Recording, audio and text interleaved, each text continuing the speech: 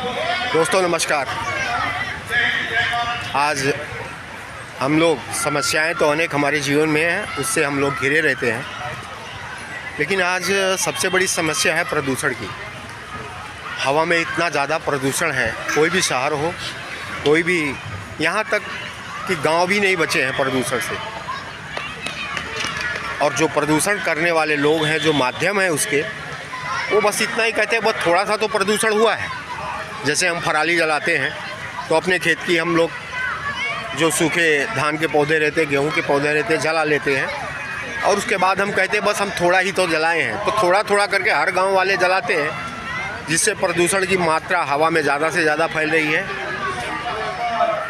हम देहात की तो बात करते हैं, वो तो ठीक है, लेकिन आजकल शहरों में इतना ज़्यादा प्रदूषण फैला हुआ है कि लोगों को दिखाई नहीं देता है। यहाँ जगह जगह पे जो केमिकल की फैक्ट्रियाँ हैं, लोग अपने फ़ायदे के लिए अनदेखा करते हैं और छोटी छोटी जो केमिकल की फैक्ट्रियाँ हैं उसको डाल देते हैं, और उससे इतना ज़्यादा प्रदूषण होता है कि लोगों को पता नहीं चलता। एक स्लो पॉइजन की तरह ये काम करता है।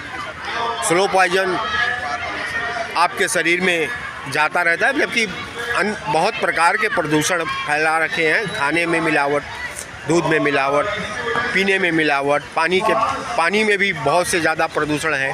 तो इससे हमको बचने के लिए सिर्फ एक ही माध्यम है कि हमें सचेत रहना चाहिए।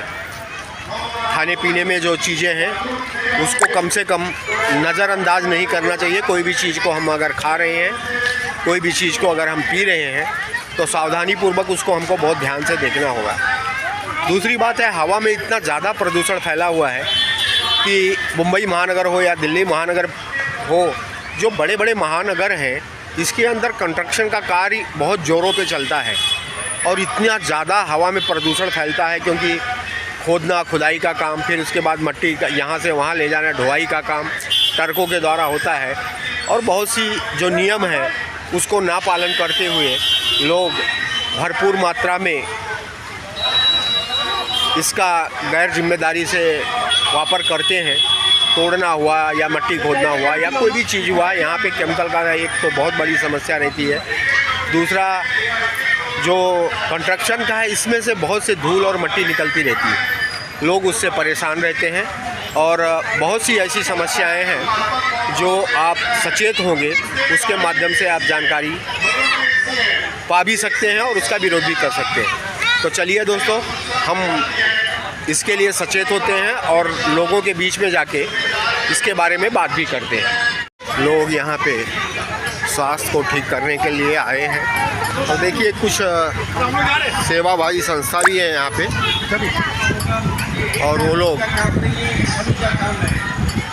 यहाँ पे स्वास्थ्य के लिए विशेषता ध्यान रखते हैं। देखिए कुछ संगठन यहाँ पे खड़े हुए हैं जो यहाँ पे हवा में या किसी प्रकार से प्रदूषण फैला हुआ है उसके लिए सब आवाज़ उठाते हैं। और हमें और आप लोग को भी चाहिए कि इसके बारे में ध्यान रखना चाहिए।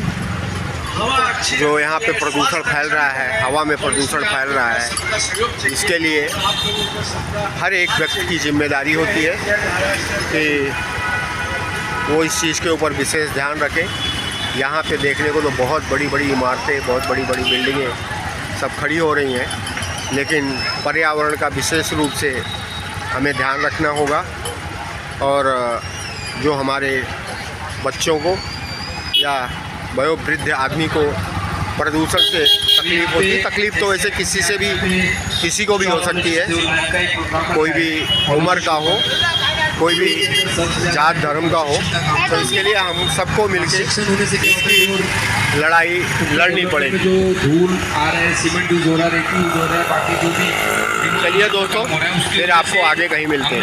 यहाँ पे काम करने को नहीं तैयार है, ना उसको पसंद इग्नोर करे, क्योंकि इसमें बड़े बड़े लोगों का हाथ है, बिल्डर्स लोगों का हाथ है, लोगों का पैसा है इसके अंदर। इसके ऊपर कोई चर्चा नहीं करेगी, इसके अंदर सब इन्वॉल्व है। इसके ऊपर कोई इस मुद्दे को हम लोगों ने इस मुहिम को किया है। आज मुलुंड में है, इसी तरह से हम लोगों ने भांडू, बिकोली, हमारे जिला में अध्यक्ष ने बोला कि पूरे मुंबई में इसका आयोजन किया जाएगा। चलो, स्टॉप पॉल्यूशन सेव लाइफ। यानी पॉल्यूशन तो बहुत तरफ से होता है, जैसे ध्वनि प्रदूषण है, आपको डस्ट से प्रदूषण है, प्रदूषण तो है, तो आदमी को इससे सचेत रहने की तो बहुत ज़रूरत है, क्योंकि सरकार तो क्या ध्यान दे रही, कहाँ ध्यान दे रही है वो तो नहीं पता है। लेकिन सबसे बड़ी समस्या है कि लोग जब तक सचेत नहीं होंगे तब तक ये जो आपने सिग्नेचर कैंपिंग रखा है, सबसे बड़ा है कि लोगों को सचेत करना।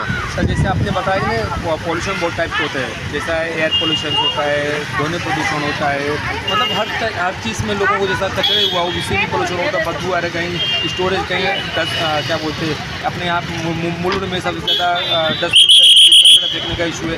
तो हम लोगों ने सबसे पहला एयर इसलिए दिया कि मुलुंड में 200 साइट्स चालू है, 200 कंस्ट्रक्शन की बिल्डिंगें चालू हैं, 200 मतलब सर रोज़ वहाँ पे बिल्डिंग में सीमेंट की बोरियाँ उतर रही है। अगर एक बोरी कोई आदमी अपने घर में काम कर 10 बोरी उतारेगा तो एरिया में आधा पूरा धूल धूल हो जाता है। पूरी छोटी सी घर की बात करें, छोटा सा स्टॉल में ये पूरी बिल्डिंग का माल, मतलब ट्रकों माल उतर रहा है, ट्रक से उतर रहे हैं, तो कितना पॉल्यूशन, और वो सब हवा में होते हैं। अभी यहाँ पे जिस तरह साइप्रस हमारे मुल्क का सबसे अच्छा एरिया माना जाता है, क्योंकि यहाँ पे बहुत अच्छा, जो अभी भी आप देखेंगे तो बहुत तेज़ हवा चल रही है, तो लोगों को ये लग रहा है कि बहुत स्वच्छ हवा है, लेकिन नहीं। अब यहाँ पे आप देखेंगे सर, वहाँ पे झाड़ है, जो झाड़ के अंदर पूरे पत्ते के ऊपर डस्ट बैठा हुआ है। ये कहाँ से आया डस्ट यहाँ पे जितने भी लोग रहेंगे आसपास, इनको मालूम पड़ेगा ना कि घर में 2 से 4 टाइम इनको फट्टा लगाने, क्योंकि ऑलरेडी हवा से धूल जम रहा होगा, इतना बाकी जगह नहीं होगा।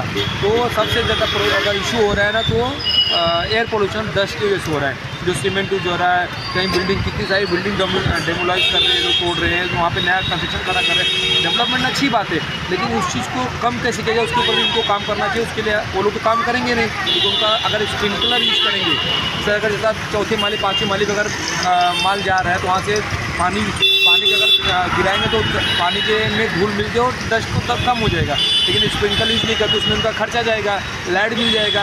उसके लिए उस चीज़ को हमारे जो BMC वाले हैं और हमारे जो मुल्क के जनसेवक हैं, जो यहाँ पे जो विधायक जी हैं, नगर तो उनको इस चीज़ के ऊपर काम करना चाहिए, क्योंकि लोगों को इस चीज़ से अपने को छुटकारा दे सकते हैं। बहुत बहुत धन्यवाद आपका, आप जिस तरह से प्रयास कर रहे हैं, आपको बहुत धन्यवाद, आपकी टीम को बहुत बहुत धन्यवाद। चलिए दोस्तों, फिर आपको मिलता हूँ, और सचेत रहो, स्वस्थ रहो, मस्त रहो, अपनों को बीच में रहो। चलिए दोस्तों, फिर आपको कहीं दूसरी जगह पे मिलता हूँ। धन्यवाद आप लोगों का।